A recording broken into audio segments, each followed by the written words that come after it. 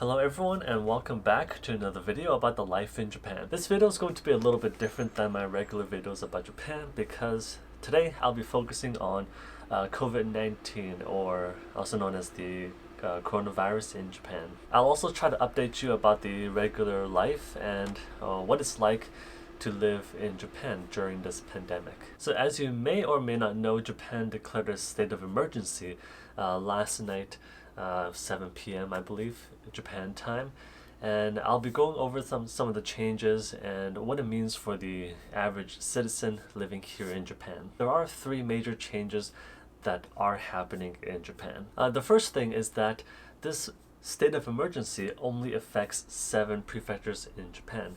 And those prefectures are listed here because I'm too lazy to say what they are, but they are focusing on the major population areas like Tokyo, Osaka, and Fukuoka. Unless you live in those areas, your life in Japan is pretty much the same. Not much has changed, or not much will change. If you do live in those 7 prefectures, then you are urged to stay indoors as much as possible and to limit your movements or even your outdoor activities. Not everyone could work inside, so those who can't have to implement some infection control measures. For example, when I was working, I had to wipe commonly touched surfaces, desks, as well as wearing face masks the entire time. The second thing is that most workplaces have to work remotely, like at home, or they don't work at all.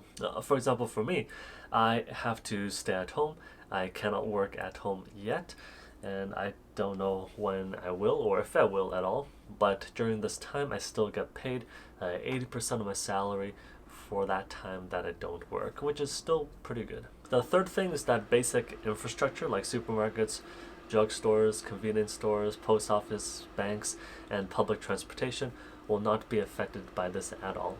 Places like Starbucks, cafes, as well as shopping malls and department stores will be either closed or have heavily reduced working hours. People are essentially only allowed to go outside to do basic tasks and then required to return home as soon as possible. Schools are also being closed and the starting dates are being pushed back over and over again. Before it was the end of April, now it's beginning of May, and I've heard that some schools are even pushing it to the end of May. And just in case you don't know, the starting time for school is usually about this time, like the beginning of April, so depending on the school.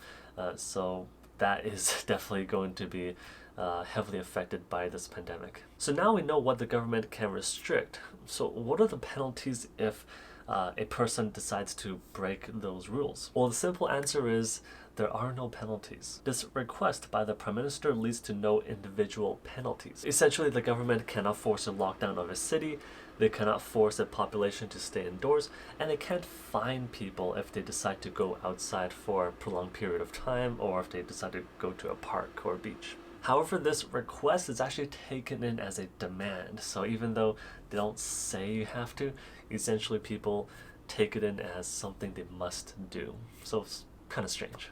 So you might be thinking, well, what's the point of a state of emergency if it's not even being enforced or being forced? Well, there are some things that the Japanese government can do now with this state of emergency. The first thing is that they could force some institutions to close if they decide to keep open, and disclose their names in public, essentially like a public hanging for those companies. So that's not really a good thing. The second thing is that they can requisition land to make medical facilities or to even build up hospitals if they require. And if you refuse, then they will force that land from your hands. So that's another serious thing. The third thing is that food and medicine could be diverted to government authorities if they so require and if they so need. Granted, this doesn't affect all of Japan, it only affects about a third of the population, but it is a good start to stop the spread and to flatten the curve. This is also not a prolonged state of emergency like some countries.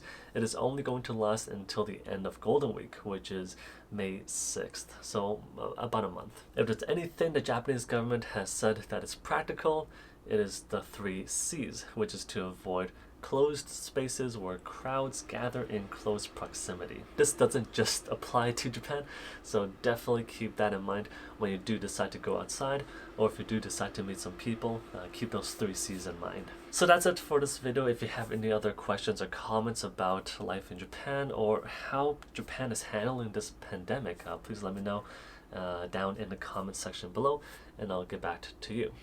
So please stay happy, healthy, and also take care of yourselves mentally, physically, and make sure that we all come out of this together feeling much stronger than we have before.